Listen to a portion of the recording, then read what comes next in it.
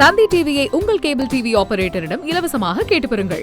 கோவை அருகே கஞ்சா வழக்கில் மகன் கைது செய்யப்பட்டதை கண்டித்து காவல் நிலையத்தில் தந்தை தீக்குளித்த சம்பவம் பரபரப்பை ஏற்படுத்தியுள்ளது. இதுகுறித்தான முழு விவரங்களோடு இணைகிறார் நமது செய்தியாளர் கார்த்திக். வணக்கம் கார்த்திக். தற்போது தீக்குளிக்க முயன்ற நபரின் உடல்நிலை எவ்வாறாக இருக்கிறது? இந்த சம்பவம் தொடர்பான முழு விவரங்கள். வணக்கம். கோவை மாவட்டம் கவுண்டம்பாளையம் காவல் நிலையம் முன்பு சேகர் என்பவர் இன்று காலை பெட்ரோல் ஊற்றி தீ பற்ற வைத்த சம்பவம் பெரும் பரபரப்பை ஏற்படுத்தியிருக்கு.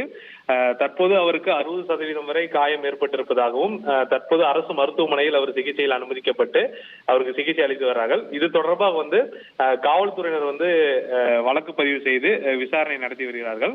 அதாவது கவுண்டம்பாளையத்தை சேர்ந்த சேகர் என்பவர் தன்னுடைய மகனை போலீசார் கஞ்சா விற்றதாக பொய் வழக்கு பதிவு செய்து அவரை சிறையில் அடைச்சிட்டாங்க.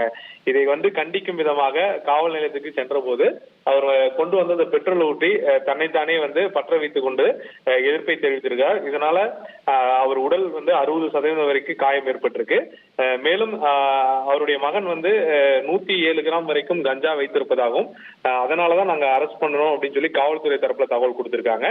தற்போது இவருக்கு இந்த தீக்காயம் ஏற்பட்டதை அடுத்து காவல் உயரதிகாரிகள் மற்றும் இது தொடர்பாக வழக்கு தனியா பதிவு செய்து விசாரணை மேற்கொண்டு வருகிறார்கள். உங்கள் விவரங்களுக்கு நன்றி கார்த்திக். தந்தி டிவியை உங்கள் கேபிள் டிவி ஆபரேட்டரிடம் இலவசமாக கேட்டு பெறுங்கள்.